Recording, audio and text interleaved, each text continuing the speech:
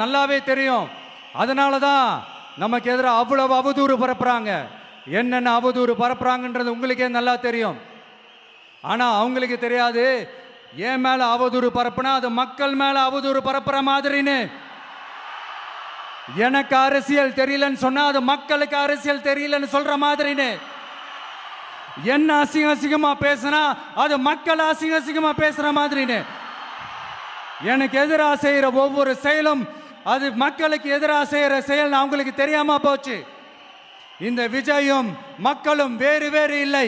இந்த விஜயும் மக்களும் ரத்தமும் சதையும் மாறி, உடலும் உயிரும் மாறி, ஒன்னிலிருந்து ஒண்ண பிரிக்கவே முடியாது.